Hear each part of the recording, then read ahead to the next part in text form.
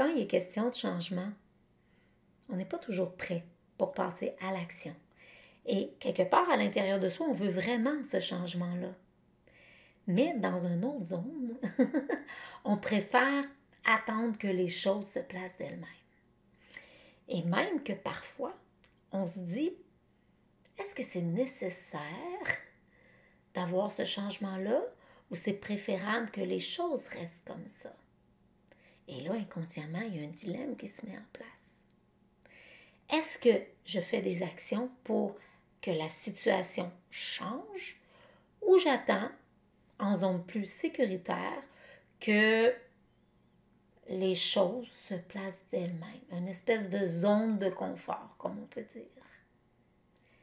Si vous écoutez cette vidéo-là jusqu'à la fin, j'ai 3 réflexions pour vous, puis un petit truc aussi, qui va faire bouger les choses d'une façon ou d'une autre.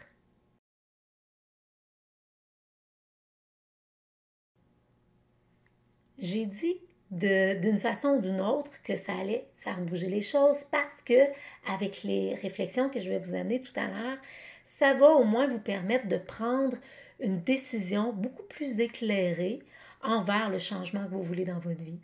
Et dernièrement, j'ai parlé beaucoup de branchements extérieurs, de liens à l'extérieur de soi.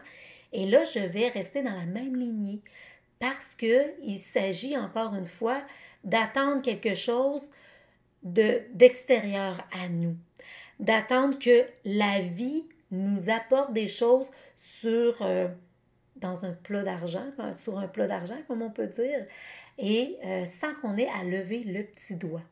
C'est ce que j'appelle remettre son pouvoir à l'extérieur de soi et de penser qu'on ne peut pas rien y faire, de sentir complètement impuissant. Et là, on devient fataliste. Je ne sais pas si vous en connaissez des gens fatalistes. Moi, j'en connais. Et vraiment, ils pensent qu'ils ne peuvent rien changer dans leur vie. Mais je connais aussi des gens qui sont provocateurs de changement. Que quand ils ont besoin de créer un changement dans leur vie, ils sautent à pieds joints dans les actions et tellement que ça fait des changements en domino, là. Tout se change, mais souvent pour le bien. Rester en attente, c'est vraiment rester dans sa zone de confort, comme j'ai dit tantôt, mais ça veut dire au niveau des biens matériels, au niveau de ne pas être obligé de faire d'efforts, de ne pas être obligé de prendre des risques. Et on a peur aussi souvent de l'inconnu, hein? C'est ça les risques qu'il y a à amener. Et même que des fois, on a peur de tomber dans le néant complètement, peur de perdre ce qu'on gagnait dans notre situation avant de faire le changement. Souvent, c'est inconscient, ça. J'entendais une dame l'autre jour à la radio qui disait « Moi, dans ma vie, j'ai vécu avec beaucoup de douleur jusqu'à un moment donné où ce que j'ai dit, c'est plus tolérable, il faut que ça change. » Et la dame dit qu'elle a fait plusieurs actions et à un moment donné, elle a même pris une conscientisation. Elle a réalisé, en fait, elle s'est posé la question « Mais moi, je suis tellement habituée d'avoir des douleurs que si j'ai plus mal, qu'est-ce que je vais faire? Qui je vais être? » Ça allait aussi loin que ça pour elle. Et là, elle a continué ses actions dans cette conscientisation-là. Et puis aujourd'hui, elle disait qu'elle vivait bien dans son corps, que les douleurs étaient pratiquement plus là maintenant. Quand j'ai vécu ma séparation avec le père de mes enfants, beaucoup de gens vivent des séparations, donc c'est un exemple plus concret pour la plupart des gens. Et qu'est-ce qu'on a peur à ce moment-là? C'est qu'on a peur de laisser ce qui a été construit avec ce couple-là. La relation familiale autour, puis du petit noyau, et amicale aussi, et les biens matériels qu'on a acquis au cours de nos années de couple. Et si je partais, c'était la peur de me faire juger par le noyau familial, par le petit noyau familial, par les relations amicales, la peur de ne pas pouvoir y arriver financièrement non plus. Et soit j'attendais sans rien changer et que je décidais de subir cette vie-là, subir est un bien grand mot, mais subir la vie qui ne me convenait plus en tant que couple, où j'allais m'y perdre de toute façon, ou soit je respectais mes besoins et je tentais de retrouver la femme qui aspirait à beaucoup plus comme vie de couple dans sa vie. Et aujourd'hui, après cette séparation-là, 4 ans de célibat et plusieurs années avec le conjoint que j'ai trouvé maintenant, je peux dire que j'ai ma vie de couple idéale. C'est sûr qu'il y a encore des hauts et des bas, mais il y a toujours de l'ajustement dans n'importe quel domaine de sa vie, de toute façon. C'est toujours des petites montagnes russes à surmonter. Aujourd'hui, c'est ça. C'est des petits ajustements et la vie de couple que je vis est en épanouissement constant. Et malheureusement, je trouve qu'il y a trop de couples qui subissent leur vie de couple en s'ignorant les deux, ce qui fait qu'ils deviennent des êtres indépendants d'un couple qui est là encore indépendamment d'eux. Comprenez-vous ce que je veux dire avec ça? À mon humble avis, à moi, je trouve ça très malheureux. Et là, les gens ne font pas le changement nécessaire par toutes les peurs que je viens de vous dire et préfèrent subir la vie de couple parce que ça leur amène un certain confort aussi. Comme on disait tout à l'heure, quand arrive le temps de faire un changement dans sa vie, on n'est pas toujours prêt. Donc, c'est là que je vous amène à avoir 3 réflexions vraiment importantes. La première, c'est est-ce que je veux vraiment ce changement-là? Qu'est-ce que ça cause dans ma vie pour que je veuille vraiment ce changement-là? Deuxièmement, qu'est-ce que je suis prêt à laisser aller pour avoir ce changement-là dans ma vie?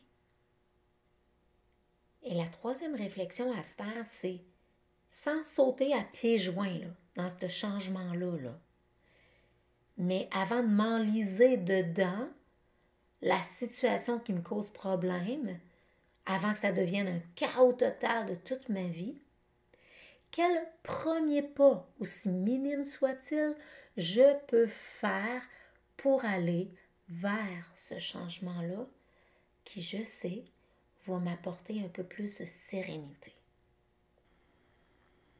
Et je ne sais pas s'il y en a d'autres réflexions que vous pouvez amener. En avez-vous d'autres réflexions qui peuvent aider les gens pour des changements à venir? Si vous en avez, vous pouvez les écrire ici. Ça va aider les gens justement à avoir toutes les réflexions en main pour prendre les bonnes décisions qui leur conviennent. Et je vous ai parlé d'un petit truc tout à l'heure. Alors, mon truc à moi, c'est la visualisation. Et je sais, je vous entends déjà là. Ah, moi, je suis pas capable de visualiser, je suis pas capable d'imaginer. C'est pas vrai. Tout le monde le fait dans sa vie. Et pensez juste à quand vous avez à construire un garage, à vous fabriquer une robe ou n'importe quoi à créer, vous devez voir la finalité des trucs pour vous mettre dans l'action et bâtir ce qu'il faut bâtir pour arriver au résultat. C'est la même chose que je vous demande de faire ici. Imaginez juste votre vie sans changement. La finalité, sans changement. Vous y allez, vous continuez, puis à chaque fois, vous restez dans votre zone de confort. Puis vous dites non, c'est mieux si. Ah, je ne veux pas perdre ça. Ah, ça me demanderait beaucoup d'efforts. Non, je risquerais trop de choses. Et puis quand vous arrivez sur le chemin final, à la finalité du chemin, vous êtes toujours dans la même situation. Il n'y a pas eu de changement. À ce moment-là, comment vous le vivez en dedans quand vous êtes rendu là? Puis que vous savez que vous ne passerez pas à l'action par tout le cheminement que vous avez fait et que vous subissez votre vie, votre situation. Maintenant, sortez de là. On va aller dans l'autre chemin. Dans l'autre chemin, il va y avoir des actions à faire, des choses à laisser en place, d'autres à commencer à faire, lesquelles vous êtes capable de laisser en place, de faire, de créer. Qu'est-ce que vous êtes capable de surmonter? Puis qu'en bout de ligne, vous voyez le changement arriver. Il est là, le changement. Vous êtes dedans. Il y a des choses que vous voyez qui sont différentes. Il y a des choses que vous entendez qui sont différentes. Vous avez même des émotions en dedans, des ressentis différents. Et comment vous vivez tout ça en dedans?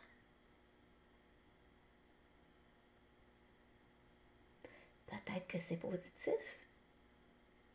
Peut-être qu'au final, c'est moins bon que vous pensiez.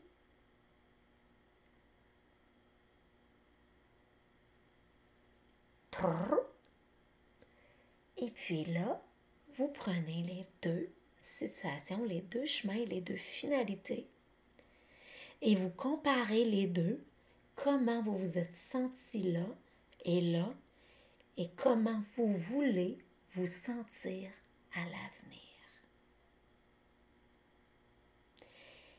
Et peut-être qu'il y a d'autres trucs aussi, encore plus merveilleux pour vous, pour prendre une meilleure décision. Écrivez-moi-les. C'est toujours plaisant de voir les trucs d'un, les trucs de l'autre. Si vous êtes à un carrefour de votre vie, où vous voyez qu'il y a un changement nécessaire, qu'il faut qu'il se fasse, soit dans votre vie, dans un de vos domaines de votre vie, ou même à l'intérieur de vous, ou qu'il faut une transformation intérieure pour créer ce changement-là à l'extérieur de vous. Ça peut arriver aussi, que ce soit avec des comportements à changer, une façon de penser, des croyances, de l'estime de soi, de la confiance en soi augmentée. Prendre des décisions puis être en paix avec ça. Juste se sentir libre, libre d'avoir, libre de faire, libre d'être. Peut-être que je peux vous aider à ce moment-là.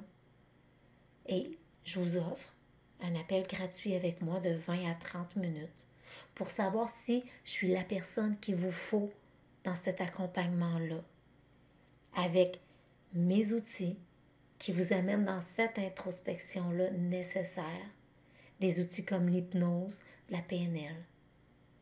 Vous avez juste à suivre le lien que j'ai mis dans le descriptif pour avoir cet appel-là avec moi. Et moi, tout ce que j'espère, c'est que vous trouviez toujours le moyen de vous mettre en action pour tous les changements nécessaires pour vous, ceux qui sont nécessaires à votre épanouissement.